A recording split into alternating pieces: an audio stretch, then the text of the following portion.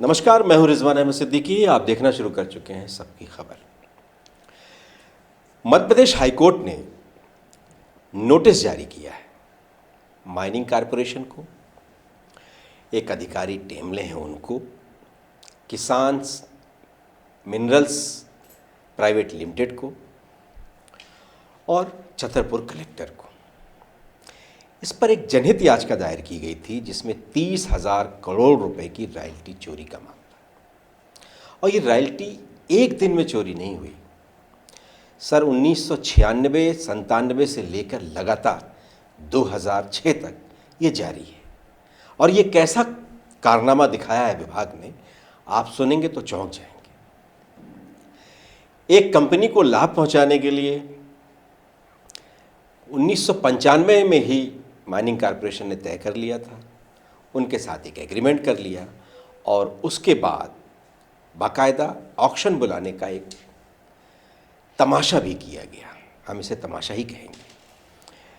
और इस खानापूर्ति के बाद उस कंपनी से किसान मेजर मिनरल्स और उसकी ही एक अन्य कंपनी आनंद मिनरल्स बिजुरी और किसान मिनरल्स प्राइवेट लिमिटेड, इनसे पूछा माइनिंग कारपोरेशन ने कि जो ये ऑक्शन में ये दर आए हैं, विकास निधि जो है, विकास राशि जो है, क्षेत्रीय विकास राशि, वो 600% आई है जो ग्राम चंदला है वहाँ, और 200% आई है ग्राम मंडवा। ये एक पंचायत है भैरा पंचायत छतरपुर की, ये वहाँ ग्रेनाइट की खदानें हैं। इस तरह की का ऑफ़र आया है, ऑक्शन जो किया है उन्होंने उसमें। तो क्या आप दे सकते हैं? इस कंपनी ने सहमति दे दी और इस सहमति के बाद नियमों को ताक में रखकर इन्हें ही वो काम सौंप दिया गया। अब इसके पीछे क्या वजह है, ये तो जांच का विषय है और हाईकोर्ट ने इसको संज्ञान में ले लिया है। हाईकोर्ट ने क्या आदेश दिया है ये आपको एक बार सुनाते हैं। जनहित याचिका प्रस्तुत की गई है माननीय उच्च न्यायालय में। ग्राम मरहा और ग्राम सिलपतपुर छतरपुर में दो जिले ग्राम्स हैं जहां पे बहुत बड़ा माइनिंग एक्टिविटी चल रही है 2007 से। हमारा आरोप यह है कि 30,000 करोड़ का गबन किया गया है मेजर्स किसान मिनरल नाम की एक कंपनी ने, जहाँ पे पूरी माइनिंग एक्टिविटी कर दी है ग्राम पंचायत में। तो ग्राम पंचायत के द्वारा और भदौरिया साहब के द्वारा एक जनहित याचिका प्रस्तुत की थी जिसमें आज माननीय उच्च न्यायालय द्वारा संज्ञान लिया गया और नोटिस इशू किए हैं माइनिंग कॉरपोरेशन को और मेजर्स किसान मिनरल्स को। मामला इस प्रकार है कि इसमें रॉयल्टी और जो डेवलपमेंट फीस होती है वो भुगतान नहीं करी जा रही है मेजर्स किसान मिनरल्स के द्वारा, और उसके द्वारा अपनी शेल कंपनियां बनाई गई हैं 8-10 जिसमें वो गड़बड़ियां करते जा रहे हैं। तो 2021 में एक जांच होती है, जो कमेटी बनाई जाती है वो पाती है इसमें 18 करोड़ का इनका ड्यूज़ है जो इन्होंने भुगतान नहीं किया है। 200% और 600% की रॉयल्टी फीस जो है वो भुगतान नहीं करेगी। 21 की जाँच के बाद फिर से एक नई जाँच बिठाते हैं 24 में और अधिकारी बदल दिए जाते हैं। फिर 2024 में उस जांच को डम कर दिया जाता है। और हमने एक और आरोप लगाया इसमें कि बहुत सारी स्टेट कॉर्पोरेशन की जो फाइल्स हैं वो गायब कर दी गई हैं। इसमें एक और मुद्दा है, इस सारी परमिशन जो सारे विभाग से 18-20 विभागों से परमिशन एक ही दिन में प्राप्त कर दी है मेजर्स किसान मिनरल्स ने। तो आज संज्ञान लेते हुए ऑनरेबल विनय सराफ साहब ने इसमें गंभीरता से संज्ञान लेते हुए, मुद्दे को गंभीरता को समझते हुए नोटिस जारी किया। अगली सुनवाई कब है? अगली 4 हफ्ते बाद रिटर्नेबल डेट है। शासन की तरफ से शासकीय अधिवक्ता ने उपस्थित होकर अंडरटेक किया है, उनको 4 हफ्ते में जवाब देने के निर्देश दिए। किसको नोटिस जारी हुए? स्टेट माइनिंग कॉरपोरेशन, मेजर्स किसान मिनरल्स और एक अधिकारी स्टेट माइनिंग कॉरपोरेशन जो इस सब मामले में इन्वॉल्व था, टेमले साहब, उनको नोटिस जारी किए हैं और शासन ने अंडरटेक किया है कि हम जवाब फाइल करेंगे। शुभ नाम सर? अंकित सक्सेना। तो आपने सुना, ये जबलपुर हाईकोर्ट के एडवोकेट हैं अंकित सक्सेना। इन्होंने जनहित याचिका दायर की है। एक वरिष्ठ पत्रकार हैं दिलीप सिंह भदौरिया, और जो ग्राम भैरा है उसके सरपंच शिवराम दीक्षित, ये 2 याचिकाकर्ता हैं। याचिका दायर की सक्सेना जी ने इनकी ओर से, और शासन ने इसे गंभीरता से लिया और ये माना कि ये 30,000 करोड़ रुपए का माइनिंग रॉयल्टी का घोटाला हो सकता है। इसलिए 4 सप्ताह में शासन से इसका जवाब मांगा है। जिनसे जवाब मांगा है उनका उल्लेख मैं पहले भी आपसे कर चुका हूँ, कलेक्टर छतरपुर सहित माइनिंग कारपोरेशन और जो एक अफसर हैं टेमले, जो एजीएम हैं, उनकी भूमिका इसमें सबसे अधिक मानी गई है। इस मामले में जो हमारे पास जो अब जानकारियां हमारे पास जो अभी तक उपलब्ध हैं, जो न्यायालय को भी जिससे अवगत कराया गया है, 2021 में एक कमेटी बनाई गई थी माइनिंग विभाग की, जिस कमेटी ने 18 करोड़ रुपए इनके ऊपर रॉयल्टी चुकाने का एक नोटिस जारी किया था। इस कमेटी के कामकाज को लेकर भी उस वक्त सवाल खड़े हुए थे। कहा यह जाता है कि तकरीबन 45 से 50 मीटर गहराई में जो खनन हो गया था, उसमें सिर्फ 6 मीटर की गहराई तक ही खनन नापा गया, जिससे ये आंकड़ा काफ़ी कम आया था 18 करोड़।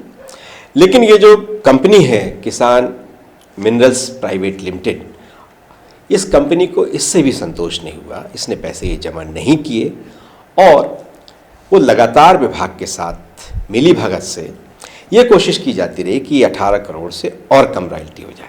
ये 2021 का मामला है।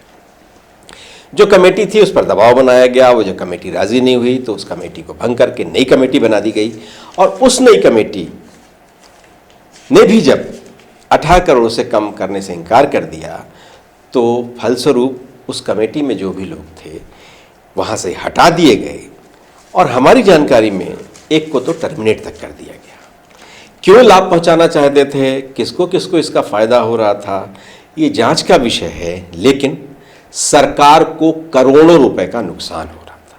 एक तरफ सरकार को लोन लेना पड़ रहा है ढेर सारी योजनाओं को संचालित करने के लिए और दूसरी तरफ 30,000 करोड़ एक बहुत बड़ी रकम है। इससे आप अंदाज लगा सकते हैं कितने ढेर सारे विकास कार्य हो सकते हैं और सरकार को भी एक आर्थिक मदद मिल सकती है। लेकिन जब इस पूरे मामले में लगातार जांच होती रही, लगातार इस पर अलग अलग ढंग से आंकड़े निकाले जाते रहे, सरकार की ओर से कई नोटिस भी जारी किए गए तक रह गए। ये बहुत लंबा कच्चा चिट्ठा है, ये आप देख रहे होंगे सामने। अगर हम बात करें इसमें कि 96-97 से ये जो सिलसिला शुरू हुआ ना, इस कंपनी ने वो जो क्षेत्रीय विकास शुल्क जो जमा करना था 600% और 200%, दो अलग अलग ग्रामों की जो खदानें हैं ग्रेनाइट की, वहाँ से ना इसने वो जमा किया जिसको बाकायदा इसने एग्रीमेंट भी किया था विधायक से, और ना ही इनका काम बंद किया गया और ना ही इनके खिलाफ वसूली की बहुत दबाव बनाकर कार्रवाई की गई। समय समय पर खनिज नीतियाँ बदलती रहीं लेकिन इन पर प्रभाव नहीं पड़ा उसका। नीतियों के हिसाब से सहमति तो आती रही लेकिन राशि कभी नहीं आई और इस तरह का ये आरोप है, ये लगाया जाता रहा आरोप। ये जैसे 19 मार्च 1998 की एक आदेश कंडिका है जिसमें वो 200% रॉयल्टी का जो मैं क्षेत्रीय विकास राशि देना अनिवार्य कर दिया गया था, वो नहीं, उसका पालन नहीं हुआ। फिर उसी साल में 16 नवंबर को फिर नए सिरे से ये हुआ 98 में। 2003 में भी एक आदेश आया जिसमें भी कई तरह के निर्देश आए थे, लेकिन सरकार तो नियम बनाती रही लेकिन ये अप्रभावित रहे इस नियम से। और 2004 में इस कंपनी ने फिर सप्लीमेंट्री ज्वाइन अनुबंध करवा लिया, इसमें भी ये सफल हो गया। पैसे न जमा करने के इन पर आरोप लगते रहे लेकिन ये इनको मिली भगत से इस तरह के लाभ पहुंचाए जाते रहे। काफ़ी लंबा कच्चा चिट्ठा है इस, और जो इस पूरे मामले की जिन्होंने याचिका लगाई है, जो याचिका करता है दिलीप सिंह भदौरिया जी, वरिष्ठ पत्रकार हैं, भोपाल के वरिष्ठ पत्रकार हैं, और दिलीप जी ने इसमें याचिका लगाई थी और इनकी याचिका के बाद ही शासन को नोटिस जारी किया गया है। दिलीप भाई, आपका बहुत बहुत स्वागत है। जी नमस्कार। क्या संक्षिप्त में अगर हम बताएं, जितना मैंने बहुत ढेर सारी भूमिका जी बता दी, लेकिन आप मोटा मोटा जो आपकी बात को ही मैं उसको कंटिन्यू करते हुए, उसको आगे बढ़ाते हुए, क्योंकि 2004 तक का आपने बता दिया। 2004 में एक सरकार ने एक अधिसूचना जारी की थी, उसको सारे नियमों को ताक में रखते हुए 2005 में एक और नया नियम आ गया तो 2005 में जो नया नियम आया तो उसमें उन लोगों ने एक ये काम किया कि जो उसमें दरें थी उसको बढ़ाने का एक प्रस्ताव लाया गया। जो दर थी कि 800 रुपये तो वो 1500 रुपये कर दी गई। जो अपना विकास शुल्क जो रहता है 1500 रुपये कर दी और पत्थरों की दर 800 रुपये प्रति घन मीटर हो गई, रॉयल्टी की जो दर है, रॉयल्टी की दर जी। और अधिसूचना के 1 माह बाद विभाग ने किसान मिनरल्स को भुगतान करने संबंधी एक पत्र लिखा। और ये पत्र भी इस तरीके से लिख रहे थे जैसे अनुरोध पत्र जिसे हम बोलते हैं ना, ये लोग अनुरोध पत्र लिख रहे थे उनको कि आप आइए और ये विकास शुल्क जो भी आप पे बकाया है वो जमा कीजिएगा। परंतु मध्य भुगतान संबंधी पत्र व्यवहार व दस्तूर जारी रहा इनका। तकरीबन ये हम कहें तो 98 से ही ये पत्र व्यवहार इनका चलता रहा, लेकिन इसका ऑन रिजल्ट कुछ नहीं निकला। उपरोक्त कंपनी पर विभाग की कृपादृष्टि इस हद तक बढ़ गई कि बैंक गारंटी के नाम पे किसान मिनरल्स की तरफ से चेक लगा दिए गए। क्या कह रहे हैं? चेक बैंक गारंटी में कभी चेक लगते हुए सुना है आपने? देखा तो बहुत, सुना भी नहीं होगा। या तो नगद राशि या फिर ड्राफ्ट डीडी लगता है या कोई उसके अगेंस्ट प्रॉपर्टी के डॉक्यूमेंट्स दस्तावेज वगैरह वो लग जाते हैं। लेकिन इन्होंने चेक दिए, 10 साल की बैंक गारंटी के लिए आप चेक ले रहे हैं। तो आप इससे ये समझ में आता है कि विभाग की, खनन विभाग की और किसान मिनरल्स की कितनी हद तक ये प्यार भरा रिश्ता इनका बदस्तूर जारी रहा। 2010-11 में विभाग ने पूरा रिकॉर्ड गायब करवा दिया। उसके बाद जो फोटोकॉपीज थी उनके पास, उससे रिकॉर्ड को उन्होंने और दुरुस्त करना चालू किया। तो उसमें आप समझ सकते हैं कि अगर शासकीय विभाग से अगर कोई डॉक्यूमेंट्स गायब होते हैं तो क्यों होते हैं, और उसमें से फिर फोटोकॉपी से किन कैसे रिकॉर्ड को अपन को तैयार करना पड़ता है। और फोटोकॉपी से रिकॉर्ड दुरुस्त करने के बाद 2018 में एक सहायक खनन अधिकारी ने एक पत्र लिखा जिसने फिर वही मेसर्स किसान मिनरल्स और किसान एक्सपोर्ट्स को पट्टा प्रदान करने के संबंध में लिखा 2018 में कि इनको पट्टा फिर से दिया जाए। उसके तहत कुल 29.40 हेक्टेयर भूमि इनको आवंटित भी कर दी, जबकि नियम ये कहता है कि 20 हेक्टेयर से ज़्यादा आप किसी को भूमि आवंटित नहीं कर सकते। वो भी उन्होंने नियमों की धज्जियाँ उड़ा दी, बलाए ताक रखा। हाँ जी। कि उनकी मर्जी है। किसान मिनरल्स पे इतने मेहरबान थे खनन विभाग के अधिकारी लोग कि उन्होंने 29 हेक्टेयर से भी ज़्यादा ज़मीन उनको आवंटित कर दी। और एक ज़मीन और इनको आवंटित हुई थी जो 60 हेक्टेयर के लगभग थी। उस 60 हेक्टेयर का ये किस्सा है कि उसमें इनका कोई नामांतरण नहीं है और उस नियम को भी फॉलो नहीं करता जो खनन विभाग के द्वारा बनाए गए नियम है कि 500 मीटर के दायरे में घनी आबादी, धार्मिक स्थल, शमशान घाट और कोई स्कूल, ये सब नहीं आना चाहिए। लेकिन वो 60 हेक्टेयर ज़मीन के आसपास ये चारों चीज़ आपको दिखाई देंगी 500 मीटर के दायरे में। लेकिन अब हम इसका कुछ नहीं कर सकते क्योंकि इन लोगों के अधिकारियों के साथ संबंध इतने मधुर हो चुके थे कि, और ये सारी जो 60 हेक्टेयर वाली बात है, ये डॉक्यूमेंट्स आपको उनके ऑफिस में कहीं नहीं मिलेंगे। वो सारे डॉक्यूमेंट्स छुपाते गए ये लोग। पूरा किसान मिनरल्स से संबंधित जितने भी डॉक्यूमेंट्स आए हैं इन लोगों के पास सब छुपाते रहे। कई लोगों ने इस बीच में, मतलब पिछले हम 10 साल का भी रिकॉर्ड अगर निकलवा के देख लें तो कम से कम 50 लोगों ने इन पे आरटीआई लगाई है, लेकिन किसी को दस्तावेज नहीं दिए इन्होंने और किसी भी तरीके से इनको कोई से नियम कायदे में फंसा के इनको मना कर दिया गया। लेकिन हमारी किस्मत अच्छी थी कि हमने सारे दस्तावेज निकलवाए और हाई कोर्ट में प्रस्तुत कर दिए, जिससे माननीय न्यायालय ने उन दस्तावेजों को संज्ञान में लेते हुए इन चारों लोगों पे उसको गंभीरता से लिया और इन पे नोटिस जारी किया और इनको जवाब देने के लिए 4 सप्ताह का समय दिया है। आने वाले 6 मार्च तक इनके 4 सप्ताह पूरे हो जाएंगे। इनसे जवाब मांगा गया है। अब इनकी जवाब देने की क्या प्लानिंग है ये तो वो ही समझ सकते हैं। लेकिन यहाँ के अधिकारी, जो खनन विभाग के जो अधिकारी हैं, ये पुरजोर कोशिश करेंगे कि किसान मिनरल्स से पैसा ना लिया जाए, क्योंकि अंडर टेबल इन अधिकारियों के पास तो पर्याप्त राशि आती रहती है। और एक चीज़ बहुत ज़्यादा ज़रूरी होती है कि जो गणना की जाती है कि मतलब आपने ग्रेनाइट कितने मीटर तक और कितने घन मीटर निकाला, तो उसके लिए एक पंचनामा बनाया जाता है और मशीन द्वारा उसकी गणना की जाती है।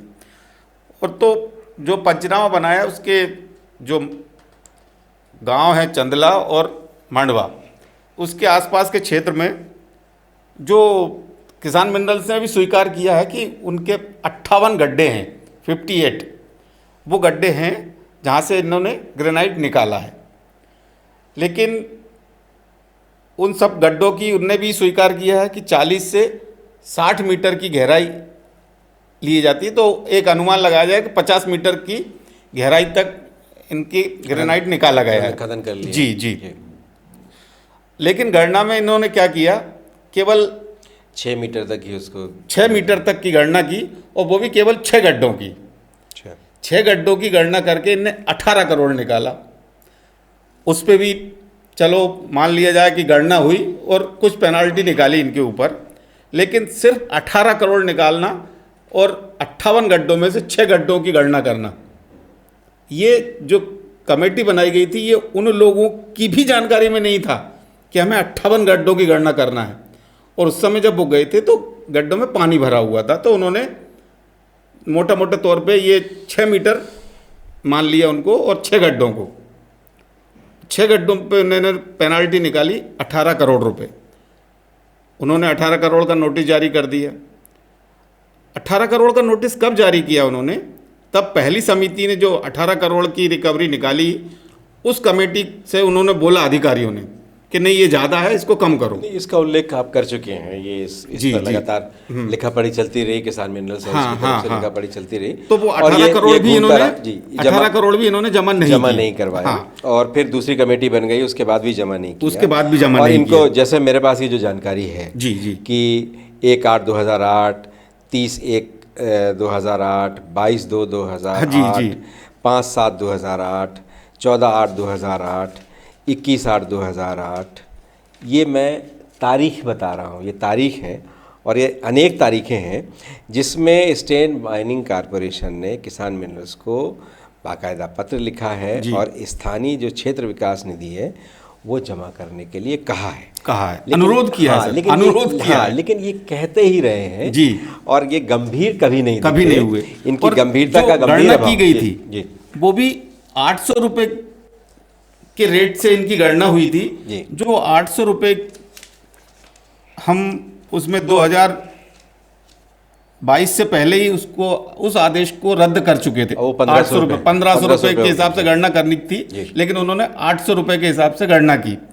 और 2022 में खनन विभाग ने मेसर्स किसान मिनरल्स पर एक विशेष रूप से एक लेटर जारी किया, जिसपे उन पर आरोप लगाया गया कि 2,29,747 घन मीटर ग्रेनाइट का आपने गबन किया है। तो रिजवान जी, आप इस बात पे ये अंदाज़ा लगा सकते हैं कि विभाग उनको लेटर जारी कर रहा है, इतना 2,29,747 घन मीटर ग्रेनाइट का इन्होंने गबन किया है, इसका हिसाब कोई नहीं है। तो इतनी बड़ी धोखाधड़ी, इतना बड़ा घोटाला किसान मिनरल्स ने किया, लेकिन विभाग ने ना तो इसकी कोई FIR करवाई और ना ही कहीं अपने ऊपर वाले जगह पे जो अथॉरिटीज़ बैठी हैं उन पे किसी ने कोई शिकायत तक नहीं की। इतना बड़ा इन लोगों ने ये, मतलब आप इसको 2,29,747 को अगर 1500 से आप इंटू करेंगे तो आप देख लीजिए, अनुमान लगा लीजिए कितनी राशि बनेगी जाके। इसमें एक जानकारी और, जैसे आपने जानकारी दी है, इसमें कुछ निजी भूमि का भी उल्लेख कर रहे हैं आप लोग, जिसमें इसमें आप कह रहे हैं कि इसमें जो आवंटन हुआ उसमें डायवर्शन नहीं कराया गया, वो उसकी कोई बाउंड्री निर्धारित नहीं की गई, कहीं भी उत्खनन हुआ है। तो ये क्या जंगल राज हो गया है? हाँ, क्या लगता है क्या इसमें इनका किसान मिनरल्स का बहुत बड़ा खेल है। किसान मिनरल्स को हम क्यों दोष दें, ये खनिज विभाग का बहुत बड़ा खेल है ये जी। एक्चुअल में करते ये क्या मिली है? भगत का खेल है हाँ, दोस्तों, मिली भगत का खेल है जी, जी। कि निजी भूमि से आप निकालते जा रहे हैं और शो कहाँ कर रहे हैं? शासकीय भूमि में। तो वहां से निकाल रहे हैं आप, एक उदाहरण के तौर पे अगर 20 पिट पास का यहाँ का 20 इस्तेमाल घन कर मीटर रहे हैं। आपने जी। निकाला है जी। तो उसको आप 4 घन मीटर आप सरकारी भूमि से शो कर रहे हैं आप, जी। जबकि उधर ही आ रहा है। और एक घन मीटर का कटिंग, पॉलिशिंग और ट्रांसपोर्टिंग में 3,000 रुपये लगता है, जो मार्केट में जाके 1 घन मीटर का रेट 33,000 रुपये हो जाता है। तो 3,000 का जो आप मटेरियल निकाल रहे हैं, 3,000 का, वो 33,000 का ऑलरेडी जा रहा है। अब आप उससे अंदाज लगा लो कि एक चीज़ मैं और पढ़ रहा था जब आपकी ये पूरी याचिका मैं पढ़ रहा था जी। तो उसमें एक चीज़ और मैंने पढ़ा कि वहाँ कोई कटिंग पॉलिशिंग का कोई वो भी लगाया जाना था। हाँ, नियम है ये, नियम है वहाँ जी। लगाया जाना था जी। जो अभी तक नहीं लगाया। अभी तक नहीं आपका लगा आरोप ये है इसमें जी जी याचिका जी में। जी। ये क्या मसला है पूरा? ये जब अनुबंध होता है उसके 2 साल के अंदर आपको कटिंग और पॉलिशिंग मशीन मैन रहता है कि उसका संयंत्र लगाना ही पड़ता है आपको इस साइट पे जहाँ से आप उत्खनन कर रहे हैं, वहाँ पे आपको ये 2 चीज़ों की उपलब्धता प्लांट होना लगाना जरूरी ये है प्लांट लगाना 2 है। साल के अंदर। जी। लेकिन इनका बीच बीच में क्या रहा है कि 2 साल होने से पहले नया नियम, अनेक तरह के बहाने। हाँ, अनेक तरह के बहाने, और सरकार में ये है कि नया नियम लागू कर देते हैं। और ये खनिज विभाग ने तो इनकी अधिसूचनाओं की धज्जियां उड़ाई हैं। जो अधिसूचना कैबिनेट में तय होती है और उसके बाद जारी होती है, उन्होंने उसको भी धज्जियां उड़ा दी इस विभाग ने तो लगातार तो अब आप क्या लग रहा है अगला कदम आपका क्या होगा? आपने क्या जो न्यायालय में आपने याचिका तो दायर की है, विभाग में भी आपने कोई शिकायत की थी आप लोगों ने इसकी इस संबंध में? विभाग में तो पहले की है शिकायत, लेकिन उसका कोई रिजल्ट नहीं निकला। जी। और हमारी तरफ से, मेरी तरफ से गलती ये हुई है कि वहाँ से मैं ऑफिस कॉपी लेके नहीं आता था जी। मतलब मैं ये समझा था कि इतना बड़ा घोटाला तो हो ही नहीं सकता, सिंपल साधारण सा घोटाला कुछ होगा जो अपनी शिकायत से ही हो सकता है, ये अंदरूनी साफ कर दें उसको और ठीक से कार्रवाई करें। लेकिन जब बाद में जाके ये आप बिलीव नहीं करेंगे, इसके आरटीआई के तहत 50,000 पेज निकाले हैं 1996 से लेके, मतलब 1995 से लेके, आनंद मिनरल से लेके ये 2024 तक। आशुतोष टेमले जिनका की बात हो रही है, जो जी, GM जी। हैं, उनके ऊपर एक ईओडब्ल्यू में भी आप लोगों ने शिकायत की है कि ईओडब्ल्यू में भी उनके खिलाफ एक सागर में कोई अनियमितताओं का जी, मामला जी, दर्ज जी, है। जी। और आप ये भी कह रहे हैं कि ये जो कंपनी है इसमें जो 5 करोड़ से अधिक टर्नओवर की कंपनी है, तो इसमें कंपनी सेक्रेटरी रखना चाहिए था, CGM अतुल शर्मा, CA और इस तरह की कई तरह की चीज़ें आप ये उल्लेख कर रहे हैं। ये क्या मसला है? ये जो आशुतोष टेमले हैं, जो वर्तमान में CGM है, इनका पूरा ये नेटवर्क है, ऊपर से इनको आदेश होते हैं और ये पूरी प्रक्रिया में सिर्फ यही काम करते हैं। और इनके ऊपर सागर कोर्ट ने भी इनके खिलाफ एक ऑर्डर जारी किए हुए 3 साल पहले जी। लेकिन इन्होंने वो ऑर्डर भी छुपाया गया और अभी वर्तमान में ये 3 साल से बराबर नौकरी कर रहे हैं। इनके खिलाफ कोई कार्रवाई नहीं की विभाग ने, और विभाग से पूछा गया तो विभाग ने ये कह दिया कि इन्होंने जानकारी छिपाई हमसे, इसीलिए अभी 3 साल से ये काम बराबर कर रहे हैं, जबकि ये किस्सा 3 साल पुराना हो गया है। 3 साल पुराना सागर कोर्ट ने इनको आदेश भी किए थे, इनके निलंबन के आदेश के, लेकिन ये बराबर काम कर रहे हैं। अब इससे इनकी भी पहुंच आपको समझ में आती होगी। इसलिए आपने इनको डायरेक्ट पार्टी बनाया है इस पूरी डायरेक्ट पार्टी इसीलिए बनाया क्योंकि ये एक अतुल शर्मा भी नाम आ रहा है, उनको नहीं बनाया? अतुल शर्मा ये उनसे बड़े अधिकारी हैं। CGM है ये? हाँ जी। तो ये उस समय थे CGM हाँ। कि अभी भी हैं? नहीं, अभी तो MD हैं ये। अच्छा, अब MD हैं। हाँ। तो इनको नहीं बनाया आपने पार्टी? नहीं, इनको तो सबसे ऊपर इनका नाम है, स्टेट माइनिंग प्रबंध निदेशक। जी जी। तो MD तो है ये, नंबर 1 पे यही है, नंबर 3 पे आशुतोष टेमले, नंबर 4 पे किसान मिनरल्स हैं, और नंबर 2 पे कलेक्टर छतरपुर हैं। कलेक्टर साहब भी हैं जी। तो कलेक्टर साहब से भी आपने शिकायत की, उन्होंने कुछ जांच वाच नहीं कराई वहाँ के कलेक्टर साहब ने? हाँ, उस समय तक कलेक्टर तो काफ़ी बदल गए हैं जी। अब ये वर्तमान कलेक्टर साहब के सामने ये जवाब दे ही जवाब आई तो है, देना ही पड़ेगा। जवाब उनको देना पड़ेगा। अब जी। क्या जवाब देते हैं ये उनके उस पर डिपेंड करता है। जी बहरहाल हमारा तो यही काम है जी कि किसी भी तरीके से जो सरकार का पैसा खाए हुए हैं, क्योंकि आज आपने उसमें एक न्यूज़पेपर में आपने पढ़ा होगा, फ्रंट पेज की न्यूज़ है, 40,000 करोड़ के घोटाले में अनिल अंबानी को देश से बाहर जाने मना कर दिया कोर्ट ने, सुप्रीम कोर्ट ने। हाई कोर्ट ने 30,000 करोड़ का घोटाला उजागर किया है, लेकिन इन सबको विदेश वगैरह सब जा सकते हैं ये लोग। मध्य प्रदेश का आज तक का सबसे बड़ा घोटाला है मेरे हिसाब से, बाकी आपको और भी जानकारी होगी।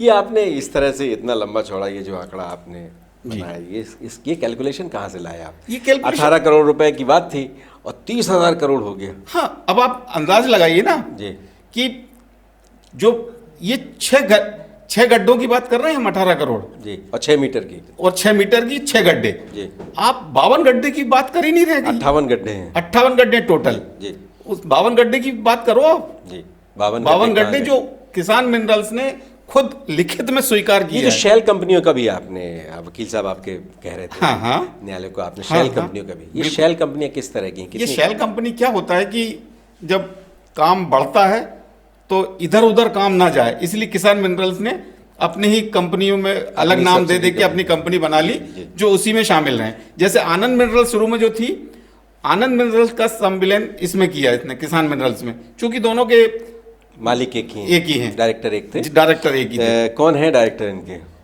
विनोद जी हैं। मैंने पढ़ा है कि आपकी जो याचिका है उसमें मैंने पढ़ा कोई विनोद खेड़िया जी हैं। विनोद खेड़िया जी। विनोद, ये कौन है विनोद खेड़िया? इनके इतने लंबे हाथ है, कानून से भी लंबे हाथ हैं। नहीं, अब ये तो रिजवान जी आप समझ सकते हैं कि विनोद खेड़िया जो भी हैं जी, उनके हाथ इतने लंबे नहीं हो सकते जब तक कि कोई उन पर संरक्षण लंबा है। संरक्षण लंबा है। चलिए, ये हम कह सकते हैं। एम्ब्रेला जो है उनका बहुत बड़ा है। जी। चलिए दिलीप भाई, आपने बहुत महत्वपूर्ण जानकारी हमारे साथ साझा की है। अब गेंद शासन के पाले में है। शासन को बहुत ढेर सारी धनराशि की आवश्यकता है विकास के लिए, और आने वाले वक्त में बजट भी आने वाला है।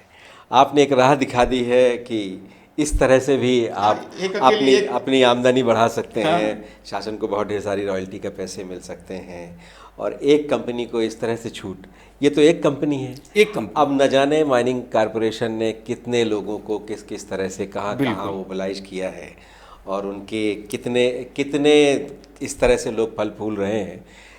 अपने चंद रुपयों की लालच में सरकार को अरबों रुपए खरबों रुपए का जो नुकसान इस तरह से कराया जा सकता है या हो रहा है, ये एक बहुत गंभीर आरोप है। और इसकी गंभीरता को न्यायालय ने भी बहुत उतनी ही गंभीरता से लिया है। न्यायालय ने बाकायदा इसमें, डबल बेंच थी शायद ये, इसमें बाकायदा इसमें नोटिस जारी किया है। माननीय न्यायाधीश सचदेवा जी, चीफ जस्टिस जी, और विपिन शराफ जी जी, ये सीजे की जी बेंच से ये निर्णय हुआ है। उन्होंने गंभीरता से लिया है। सरकार की ओर से भी जो वकील खड़े हुए थे उनसे भी बहुत सवाल किए गए इस पूरे मामले में, और अब नोटिस जारी कर दिया। इस नोटिस के बाद विभाग में हड़कंप मचा हुआ है, जो हमारी जानकारी है विभाग में हड़कंप मचा हुआ है, और लगता है कि किसी न किसी की गर्दन तो नापी जाएगी, लेकिन गर्दन नापने से भर काम नहीं चलेगा। ये रिकवरी है, बहुत लंबी रिकवरी का मामला है। सरकार को जनता की गाढ़ी कमाई का बहुत ढेर सारा पैसा, सरकार का ये पैसा फंसा हुआ है। अब देखते हैं विभाग इसको कितनी गंभीरता से लेता है, या बचाव की मुद्रा में रहता है, आक्रामक होता है, कार्रवाई करता है, वसूली के प्रति गंभीर होता है, या शासन में इस कानूनी लड़ाई को पूरी शिद्दत से लड़ने का मूड है सरकार का। ये तो वक्त ही बताएगा। आप कुछ कहना चाह रहे हैं? मैं थोड़ा सा शासन को एक और छोटी सी सलाह देना चाह रहा हूँ कि मध्य प्रदेश में खनन के मामले में एक तो किसान मिनरल्स हो गया, इसकी वसूली हो जाए, और एक 3S है, तीनों का नाम संजय ही है, उन तीनों की भी वसूली हो जाए तो कई लाख करोड़ रुपए सरकार के खाते में आ सकते हैं। लेकिन ये हमें मालूम है कि वसूली कहीं से नहीं होगी। इतना निराशा क्यों? अगर आप निराश होते तो आप, उम्मीद तो है, उम्मीद है, आप न्यायालय गए, इसलिए हाँ, आप उम्मीद है जी कि भाई जी ये वसूली तो की जाएगी जी। और शासन की जो विभिन्न योजनाएं है उसमें ये काम आएगा।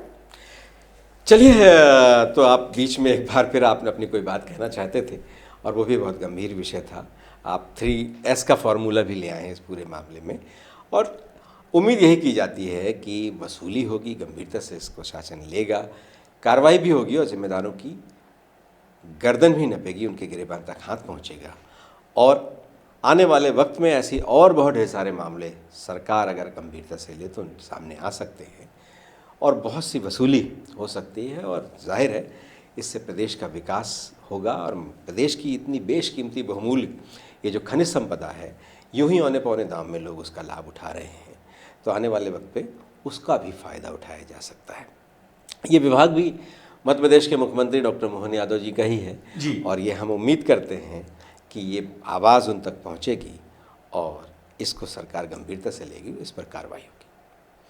अगर आपको हमारे ये कार्यक्रम पसंद आए तो इसे लाइक कीजिए, कमेंट कीजिए, शेयर कीजिए और आपसे अनुरोध है कि हमारे चैनल को सब्सक्राइब अवश्य कीजिए। धन्यवाद। Join the next be the best, Bundelkhand का सबसे विशाल और आधुनिक विश्वविद्यालय ज्ञानवीर यूनिवर्सिटी। ये सिर्फ एक यूनिवर्सिटी नहीं, ये है आपके सपनों का लॉन्च पैड। यहाँ मिले आपको smart classrooms, modern campus, updated labs और एक्सपीरियंस्ड फैकल्टी। हर स्टूडेंट को मिलता है कॉन्फिडेंस, ग्रोथ और एक ब्राइट करियर का प्रॉमिस।